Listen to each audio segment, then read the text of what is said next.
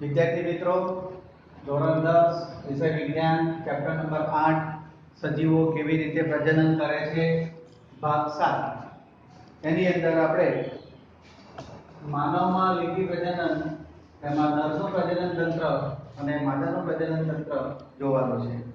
અગાઉના ભાગની અંદર આપણે માનવની અંદર કેવી રીતે લિંગી પ્રજનન થાય છે એના વિશેની ચર્ચા કરી હતી। તો भाग 6 ની અંદર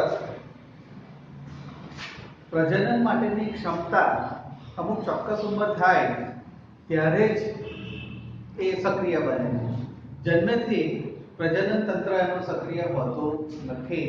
એટલે એ ઉંમરનો જે સમયગાળો જે છે એ ઉંમરનો સમયગાળો કિશોર અવસ્થા યુવાવસ્થાની પહેલાની અવસ્થા એને કિશોર અવસ્થા કહેવાય અથવા તો ટીન એજ તરીકે ઓળખાય। મુગ્ધાવસ્થા દરમિયાન પ્રજનન અંગોનો વિકાસ થાય છે અને એ પ્રજનન કરવા માટે એ સક્ષમ બને છે। એટલે અમુક ચોક્કસ ઉંમર સુધી એ પ્રજનનની ક્ષમતા ધરાવતો નથી। અમુક ચોક્કસ ઉંમર થાય 20-21 વર્ષની ઉંમર થાય ત્યારે એ પ્રજનન કરવા માટે સક્ષમ બનતો હોય છે। પુરુષમાં અને સ્ત્રીની અંદર બંનેની પ્રજનન ક્ષમતા અલગ અલગ પ્રકારની જોવા મળે છે। તો એની અંદર જે અંતઃસ્ત્રાવોને કારણે જે ફેરફારો જોવા મળે છે એ પુરુષમાં કેવા પ્રકારના લક્ષણો પુરુષત્વ એટલે કે છોકરો હોય તો દાઢી મૂછ ફૂટવાની શરૂઆત થાય, અવાજ ઘેરો બને, આ પ્રકારના લક્ષણો જોવા મળે છે। જ્યારે સ્ત્રીમાં જે છોકરી હોય તો છોકરીમાંથી રજોત્સોલા એટલે કે માસિક સ્ત્રાવ આવવાની શરૂઆત થાય, ત્યાર પછી સ્તન ગ્રંથિનો વિકાસ થાય, અવાજ તીક્ષ્ણ બને અને ચામડીમાં મુલાયમતા આવે અને બંનેમાં પુરુષમાં એટલે કે છોકરામાં અને છોકરીમાં એટલે કે પુરુષ અને સ્ત્રી બંનેની અંદર એકબીજાનું વિજાતીય આકર્ષણ ઊભું થતું હોય છે। હવે જે સક્રિય બનેલા જે પ્રજનન અંગો છે એમાં પુરુષનું પ્રજનન તંત્ર કેવી રીતે કાર્ય કરે છે એ આપણે જોઈએ। તો અહીંયા તમારે 3 માર્કનો સવાલમાં આવો એક સવાલ પૂછી કાઢતા હોય છે કે પુરુષનું પ્રજનન તંત્ર વિગતે સમજાવો આકૃતિ દોરીને, અથવા તો સ્ત્રીનું પ્રજનન તંત્ર આકૃતિ દોરી સમજાવો। એ રીતે આપણે તૈયાર કરવાનું છે। નરનું પ્રજનન તંત્રની આપણે વાત કરીએ એટલે કે પુરુષનું પ્રજનન તંત્રની વાત કરીએ તો પ્રજનન કોષો ઉત્પાદિત કરનારા અંગ તેમજ જનન કોષોનું ફલનના સ્થાન સુધી પહોંચાડવા અંગ સંયુક્ત સ્વરૂપે નર પ્રજનન તંત્ર બનાવે છે। એટલે પ્રજનન કોષો ઉત્પાદિત કરનાર અંગથી જનન કોષોના ફલનના સ્થાન સુધી પહોંચાડવા માટે જે અંગો અને સંયુક્ત સ્વરૂપે જે રચના ધરાવે છે એને નરનું પ્રજનન તંત્ર કહેવામાં આવે છે। એટલે નરનું પ્રજનન તંત્ર બનાવે છે। એટલે પ્રજનન કોષો એટલે કે શુક્રકોષો ઉત્પન્ન થાય ત્યારથી વહન પામે, એ વહન કરનારા જે અંગો અને જનન કોષોનું ફલન સ્થાન સુધી એટલે કે સ્ત્રીના યોનિમાર્ગ સુધી પહોંચાડવા માટેનું જે અંગ જે તંત્ર બને છે એને આપણે નરનું પ્રજનન તંત્ર તરીકે ઓળખીએ છીએ। નર જનન કોષો અથવા શુક્રકોષોનું નિર્માણ શુક્રપિંડમાં થાય છે। એટલે શુક્રકોષો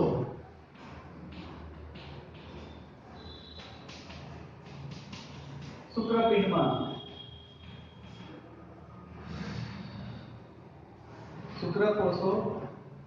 શુક્રપિંડમાં ઉત્પન્ન થાય છે। એટલે આ જે શુક્રકોષો છે એને પ્રજનન કોષો તરીકે ઓળખવામાં આવે છે, પ્રજનન કોષો કહેવાશે। નર પ્રજનન કોષો અથવા શુક્રકોષોનું નિર્માણ શુક્રપિંડમાં થાય છે, જે ઉદર ગુહાની બહાર આવેલી વૃષણ નલિકા વૃષણ કોથળીમાં થાય છે। તેનું કારણ એ છે કે શુક્રકોષોનું ઉત્પાદન માટે જરૂરી તાપમાન શરીરના તાપમાન કરતાં ઓછું હોય છે। એટલે અહીંયા આપણું જે શરીરનું તાપમાન હોય ત્યાં આગળ વૃષણ કોથળી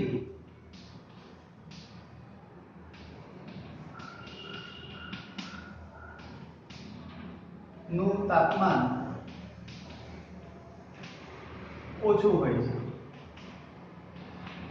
2 ડિગ્રી ટેમ્પરેચર જેટલું ઓછું હોય છે. શરીરનું તાપમાન જો 38 ડિગ્રી ટેમ્પરેચર હોય તો વૃષણકોથળીનું તાપમાન 34 ડિગ્રી ટેમ્પરેચર જોવા મળે. એટલે એ શુક્રકોષો ઉત્પન્ન કરવા માટે યોગ્ય તાપમાનની જરૂરિયાત ઊભી થાય છે. શુક્રકોષોના ઉત્પાદન માટે જરૂરી તાપમાન શરીરના તાપમાન કરતાં ઓછું હોય છે. તેની અંદર ટેસ્ટોસ્ટેરોન અંતઃસ્ત્રાવનું ઉત્પાદન તેમજ સ્ત્રાવમાં શુક્રપિંડની ભૂમિકાની ચર્ચા આપણે અગાઉના પ્રકરણની અંદર કરી ગયેલા છીએ. શુક્રકોષોનું ઉત્પાદનનું નિયંત્રણ સિવાય ટેસ્ટોસ્ટેરોન છોકરાઓના યુવાવસ્થાના લક્ષણો પર નિયંત્રિત કરે છે. શુક્રપિંડની અંદર ટેસ્ટોસ્ટેરોન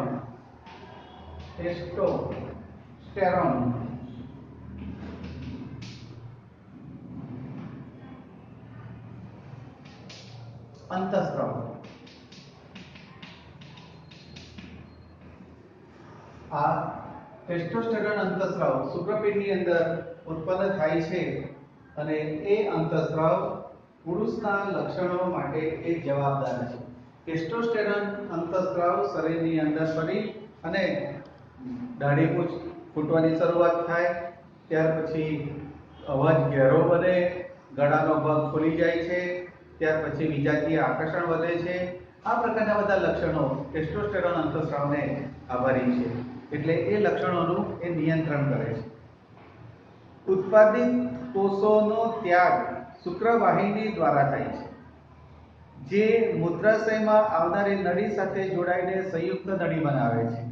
આ મૂત્રમાર્ગ શુક્રકોષો તેમજ મૂત્ર એમ બંનેનો માર્ગ સામાન્ય છે, એટલે તેને મૂત્રજનન માર્ગ તરીકે પણ ઓળખવામાં આવે છે. મૂત્રજનન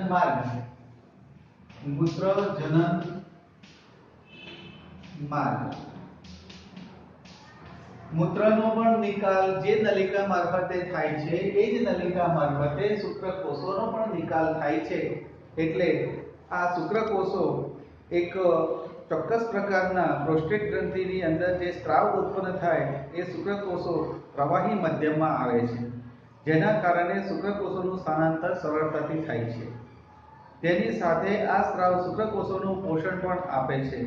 શુક્રકોષોની આ જે સંયુક્ત રચના સૂક્ષ્મ સંરચના જેમાં મુખ્યત્વે આનુવંશિક પદાર્થ હોય છે, જે એક લાંબી પૂંછડી હોય છે, તેને માદા પ્રજનન કોષ તરફ તરવામાં મદદરૂપ કરે છે. એટલે કે જે શુક્રકોષો છે એ શુક્રકોષોનું જે નિર્માણ થાય છે, શુક્રકોષો એક લાંબી પૂંછડી જેવો આકારનો શુક્રજંતુ આ રીતે ઉત્પન્ન થાય છે. એટલે શુક્રકોષોનું નિર્માણ શુક્રપિંડની અંદર થાય, ત્યાર પછી તેનું વહન શુક્રવાહિની મારફતે થાય. શુક્રવાહિનીમાંથી મૂત્રાશય આગળ આવે ત્યારે મૂત્રનલિકા, જનન નલિકા અને મૂત્રનલિકા બંને એક જ છિદ્ર મારફતે શરીરની બહાર તેનો નિકાલ થાય છે.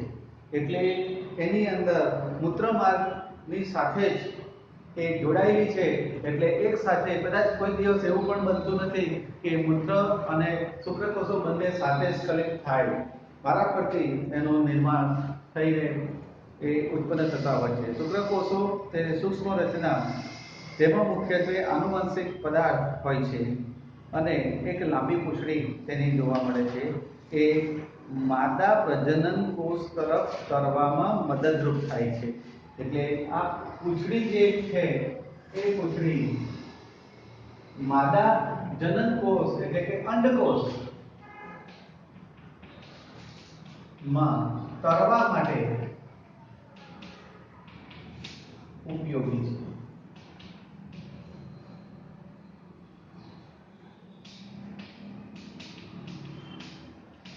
એટલે અંડકોષની અંદર આ પૂંછડીનું કાર્ય છે. એટલે આ રીતે નરનું પ્રજનન તંત્ર કામ કરે છે. હવે માદા પ્રજનન તંત્રની આપણે વાત કરીશું.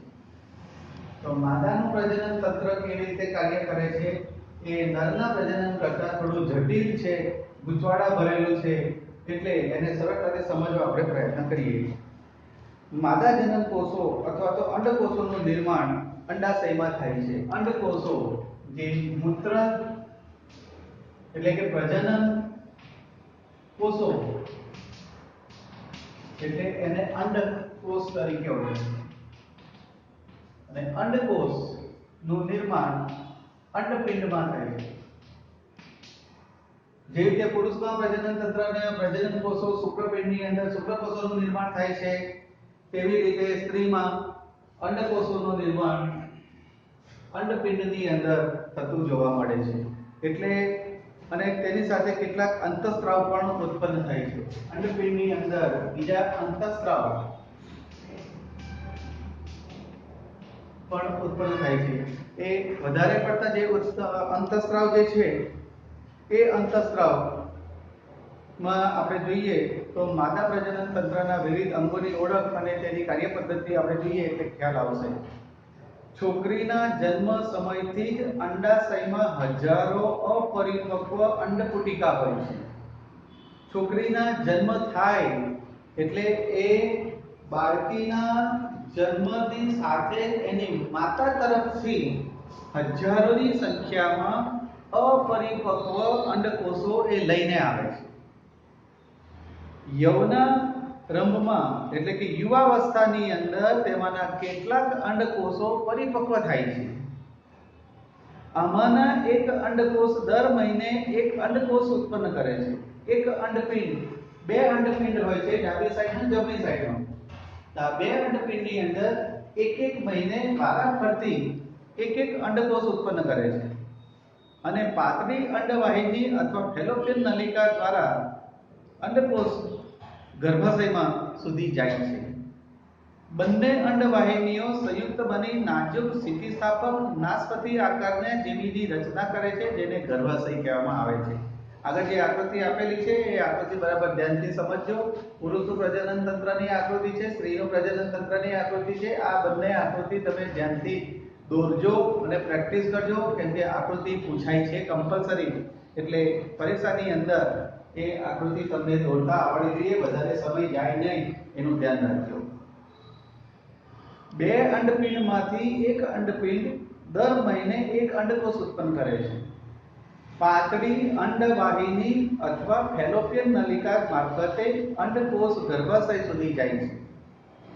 બે અંડવાહિનીઓ સંયુક્ત બનીને એક નાજુક સ્થિતિસ્થાપક નાસપતિ આકાર જેવી રચના પ્રાપ્ત કરે છે, જેને ગર્ભાશય કહેવામાં આવે છે. અંડરલાઈન કરી રાખજો, ગર્ભાશય કોને કહેવાય, ટૂંકા સવાલની અંદર પૂછી શકે. ગર્ભાશયની ગ્રીવા દ્વારા તે યોનિમાં ખુલે છે. એટલે આ ગર્ભાશય આગળ એક છેડે ખુલ્લું હોય છે, એ ખુલ્લા છેડાને યોનિ માર્ગમાં એ ખુલતું હોય છે. મૈથુન સંવનન જાતીય સમાગમના સમયે શુક્રકોષો યોનિ માર્ગમાં દાખલ થાય છે, જ્યાં ઉપરની તરફ વહન પામીને અંડવાહિની સુધી તે પહોંચે છે, જ્યાં અંડકોષો સાથે શુક્રકોષોનું સંમેલન થાય છે. ફલિતાંડ અંડકોષનું વિભાજન થવાની શરૂઆત કરે છે અને એક કોષના જથ્થામાં ગર્ભમાં તે ફેરવાય છે. આ ગર્ભનું સ્થાપન ગર્ભાશયની દિવાલમાં થાય છે. જ્યાં સુધી વિકાસ ચાલુ રહે ત્યાં સુધી કોષોના જે અંગોના નિર્માણને ભ્રૂણ બને છે. આપણે આગળના અભ્યાસમાં કરી ચૂક્યા છે કે માતાના શરીરની સંરચના બાળકના વિકાસને આધાર આપી શકે તેમ થયેલી હોય છે. આમ દર મહિને ગર્ભાશય ગર્ભને ધારણ કરવા માટે તેમજ તેને પોષણ આપવા માટે તે તૈયાર કરે છે. આથી ગર્ભાશયનું અંતઃ આવરણ એન્ડોમેટ્રિયમ જાડું બને છે અને વિકસતા ગર્ભના પોષણ માટે પુષ્કળ રુધિર પુરવઠો પૂરો પાડે છે. એટલે આ અંડકોષ જે શુક્રકોષ છે એ અંડકોષ એકદમ નાનો એક જેલીના દડા જેવો છે. એની અંદર બહારનું આવરણ છે, આ અંડકોષ છે. અંડકોષ અંડપિંડમાંથી ઉત્પન્ન થાય છે. એ અંડપિંડમાંથી દર એક મહિનામાં એક અંડપિંડમાંથી એક અંડકોષ ઉત્પન્ન થઈ ફેલોપિયન નલિકા મારફતે અથવા તો અંડપિંડ નલિકા મારફતે એ ગર્ભાશયમાં આવે છે અને એ સમયગાળા દરમિયાન શુક્રકોષો એટલે કે પિતા તરફનો જે શુક્રકોષ છે એ શુક્રકોષ યોનિ માર્ગ મારફતે ગર્ભાશયની દિવાલમાં અંદર પહોંચે એટલે આ શુક્રકોષ આ અંડકોષની દિવાલને ભેદીને અંદર જાય છે.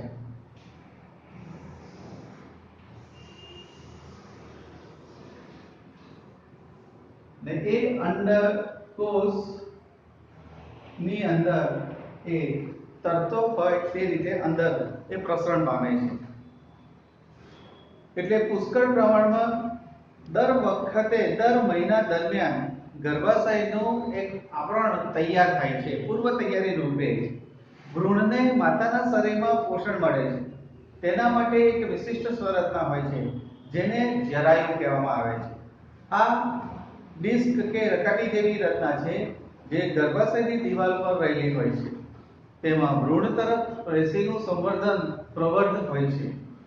માતાના પેશીમાં રુધિર કોટરો હોય છે જે પ્રવર્ધન માટે આચ્છાદિત હોય છે, જે માતાના શરીરના ભ્રૂણને ગ્લુકોઝ, ઓક્સિજન તેમજ અન્ય પદાર્થો ઉત્પન્ન કરે છે, જેને જરાયુ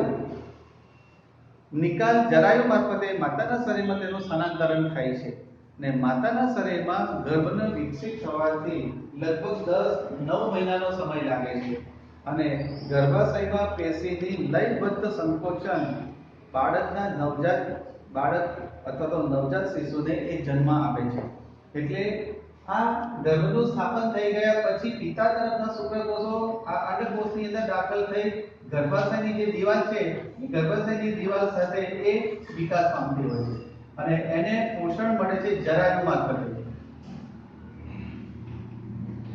આ જરાયુ મારફતે એટલે કે એક પ્રકારની નળી છે, એ નળી મારફતે ગર્ભનો વિકાસ થતો હોય છે અને એ ગર્ભના વિકાસને કારણે માતાના શરીરની અંદરથી એના લોહીમાં જે ગ્લુકોઝ છે, ઓક્સિજન છે, બીજા પોષક તત્વો છે એ ગર્ભને પોષણ આપે છે અને પોષણ આપ્યા પછી ગર્ભનો વિકાસ થવા માટે લગભગ 270 દિવસ અથવા તો 9 માસ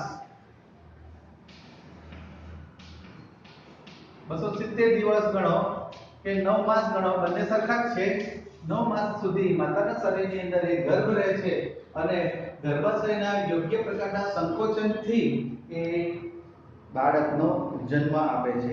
એટલે આ રીતે સ્ત્રીનું પ્રજનન તંત્ર કાર્ય કરે છે. એટલે સ્ત્રીના પ્રજનન તંત્રને કાર્ય માટે આ પ્રકારની રચના જોવા મળે છે. એટલે હવે પછીના ભાગની અંદર આપણે અંડકોષોનું ફલન વિશેની વાત કરીશું અને પ્રજનન સ્વાસ્થ્ય વિશેની ચર્ચા પછીના ભાગની અંદર કરીશું. અસ્તુ.